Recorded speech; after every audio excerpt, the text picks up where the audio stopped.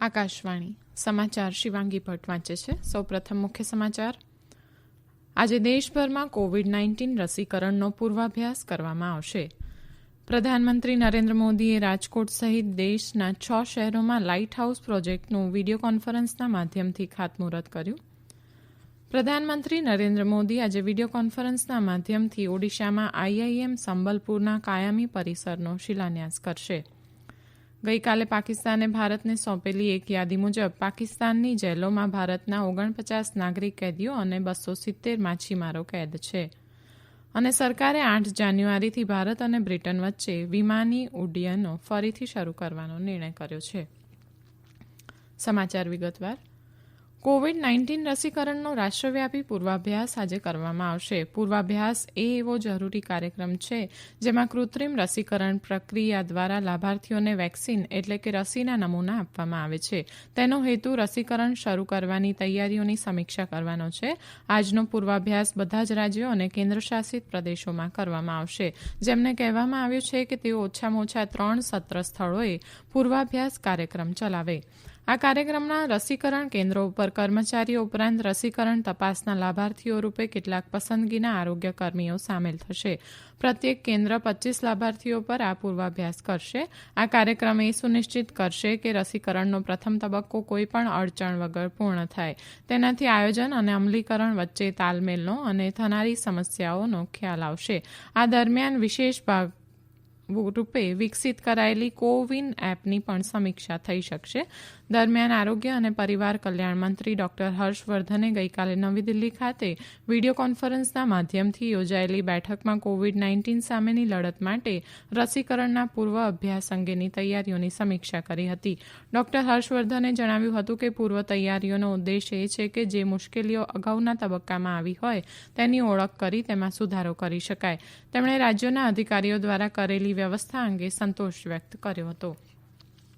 વિશ્વ આરોગ્ય સંસ્થાએ ફાઇઝર અને બાયોએનટેકની કોવિડના રસીના ઇમરજન્સી ઉપયોગને માન્યતા આપી છે. આના લીધે યુરોપ અને અમેરિકામાં ઉપલબ્ધ કોવિડની રસીનો લાભ ગરીબ દેશોને મળવા લાગશે.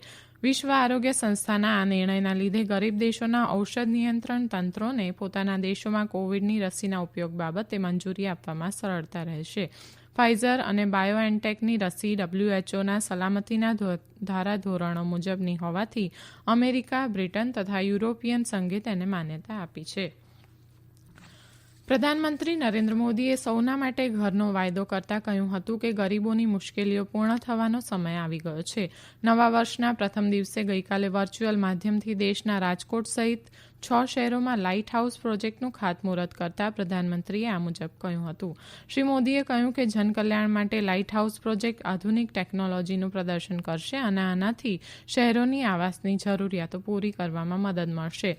પ્રધાનમંત્રીએ દોહરાવ્યું કે કોવિડ-19 મહામારીના વૈશ્વિક પડકારોએ દેશને નવી શોધખોળ અને નવી ટેકનોલોજી અપનાવવાની તક આપી છે. તેમણે વિશ્વાસ વ્યક્ત કર્યો હતો કે 6 લાઇટ હાઉસ પ્રોજેક્ટ દેશમાં આવાસ નિર્માણ ક્ષેત્રે નવી દિશા બતાવશે અને આ પરિયોજનાઓ આધુનિક ટેકનોલોજી અને નવી પદ્ધતિઓથી બનાવવામાં આવશે તથા ઓછા સમયમાં પૂર્ણ થશે. તેમણે કહ્યું કે પ્રધાનમંત્રી આવાસ યોજના હેઠળ ઘણા ઓછા સમયમાં લાખો મકાનો બનાવવામાં આવ્યા છે અને બીજા અનેક મકાનો તૈયાર થઈ રહ્યા છે. તેમણે ઉમેર્યું કે માળખાકીય સુવિધાઓ, બાંધકામ અને રહેઠાણ ક્ષેત્રમાં મૂડી રોકાણથી અર્થવ્યવસ્થાને નવું બળ મળ્યું છે. અત્રે ઉલ્લેખનીય છે કે રાજકોટમાં લાઇટ હાઉસ પ્રોજેક્ટ અંતર્ગત 1144 આવાસો બનશે. પ્રધાનમંત્રી નરેન્દ્ર મોદી આજે સવારે 11 વાગે વીડિયો કોન્ફરન્સના માધ્યમથી ઓડિશામાં આઈઆઈએમ સંબલપુરના કાયમી પરિસરનો શિલાન્યાસ કરશે. આ પ્રસંગે ઓડિશાના રાજ્યપાલ પ્રોફેસર ગણેશી લાલ, મુખ્યમંત્રી નવીન પટનાયક, કેન્દ્રીય મંત્રી શિક્ષણ મંત્રી રમેશ પોખરિયાલ નિશંક, કેન્દ્રીય મંત્રી ધર્મેન્દ્ર પ્રધાન અને પ્રતાપચંદ સારંગી ઉપસ્થિત રહેશે. આ કાર્યક્રમમાં અધિકારીઓ, ઉદ્યોગપતિઓ, શિક્ષણવિદો અને વિદ્યાર્થીઓ, આઈઆઈએમના ભૂતપૂર્વ વિદ્યાર્થીઓ તથા ફેકલ્ટી સભ્યો સહિત 5000થી વધુ લોકો વર્ચ્યુઅલ માધ્યમથી જોડાશે. ઓડિશા સરકારે આ નવા પરિસર માટે 200 એકર જમીન ફાળવી છે, જ્યારે કેન્દ્રીય શિક્ષણ મંત્રાલયે આ માટે વહીવટી સહયોગ અને 400 કરોડ રૂપિયાની ગ્રાન્ટ મંજૂર કરી છે. આઈઆઈએમ સંબલપુરથી તમામ તેની ઇમારતો અત્યાધુનિક સુવિધાઓથી સજ્જ, ઓછી ઉર્જા વપરાય તેવી અને હરિત શ્રેણીના માપદંડો મુજબ હશે. તેનું નિર્માણ એપ્રિલ 2022 સુધીમાં પૂર્ણ થશે. આ સમાચાર આપ આકાશવાણી પરથી સાંભળી રહ્યા છો. વધુ સમાચાર કોરોના અંગેના સંદેશ બાદ.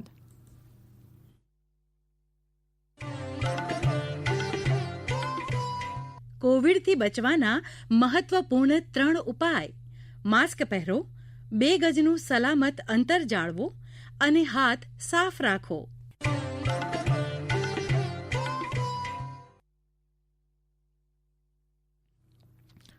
પાકિસ્તાનની જેલોમાં ભારતના 49 નાગરિક કેદીઓ અને 270 માછીમારો કેદ છે. 2008માં બંને દેશો વચ્ચે થયેલા એક સમજૂતી કરાર અંતર્ગત ગઈકાલે પાકિસ્તાને ભારતને આ કેદીઓના નામોની સૂચિ આપી. આ કરાર અંતર્ગત બંને દેશો દર વર્ષે 1 જાન્યુઆરી અને 1 જુલાઈના રોજ રાજદ્વારી માધ્યમથી પોતાને ત્યાં બંદી બનાવાયેલા નાગરિક કેદીઓ અને માછીમારોની સૂચિ એકબીજાને સોંપે છે.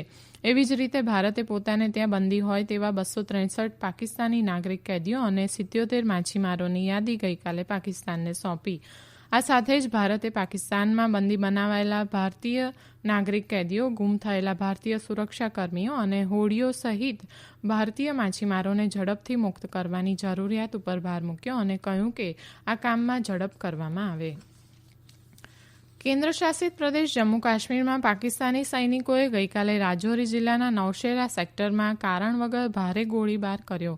સૈન્યના જનસંપર્ક અધિકારી કર્નલ દવિન્દર આનંદે કહ્યું કે પાકિસ્તાની સૈનિકોએ ગઈકાલે નિયંત્રણ રેખા પર સંઘર્ષ વિરામનું ઘણીવાર ઉલ્લંઘન કર્યું.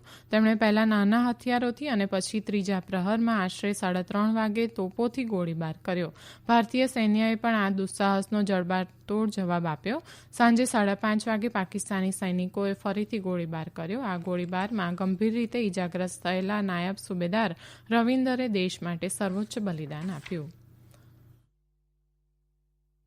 સરકારે 8 જાન્યુઆરીથી ભારત અને બ્રિટન વચ્ચે વિમાન ઉડ્ડયનો ફરીથી શરૂ કરવાનો નિર્ણય કર્યો છે.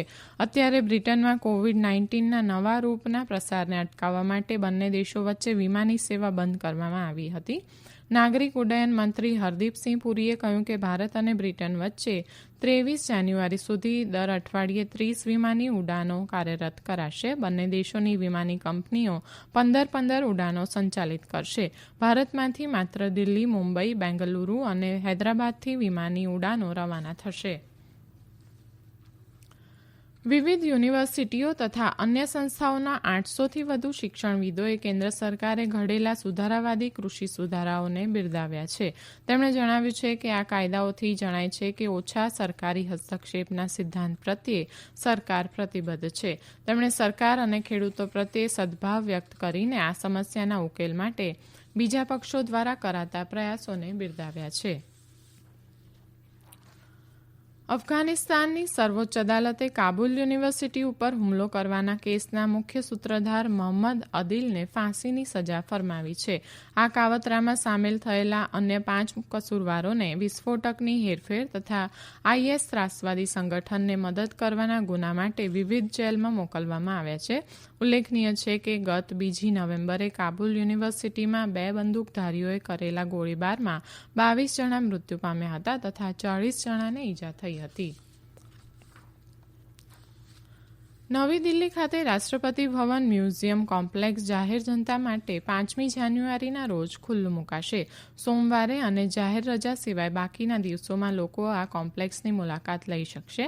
ઉલ્લેખનીય છે કે કોવિડ-19 મહામારીના કારણે ગત વર્ષ 13મી માર્ચથી મ્યુઝિયમ જાહેર જનતા માટે બંધ કરાયું હતું. અંતમાં મુખ્ય સમાચાર ફરી એકવાર. આજે દેશભરમાં કોવિડ-19 રસીકરણનો પૂર્વાભ્યાસ કરવામાં આવશે. પ્રધાનમંત્રી નરેન્દ્ર મોદીએ રાજકોટ સહિત દેશના 6 શહેરોમાં લાઇટ હાઉસ પ્રોજેક્ટનું વીડિયો કોન્ફરન્સના માધ્યમથી ખાતમુહૂર્ત કર્યું. પ્રધાનમંત્રી નરેન્દ્ર મોદી આજે વીડિયો કોન્ફરન્સના માધ્યમથી ઓડિશામાં આઈઆઈએમ સંબલપુરના કાયમી પરિસરનો શિલાન્યાસ કરશે. ગઈકાલે પાકિસ્તાને ભારતને સોંપેલી એક યાદી મુજબ પાકિસ્તાનની જેલોમાં ભારતના 49 નાગરિક કેદીઓ અને 270 માછીમારો કેદ છે. અને સરકારે 8 જાન્યુઆરીથી ભારત અને બ્રિટન વચ્ચે વિમાન ઉડ્ડયનો ફરીથી શરૂ કરવાનો નિર્ણય કર્યો છે. આકાશવાણી પરથી સમાચાર પૂરા થયા.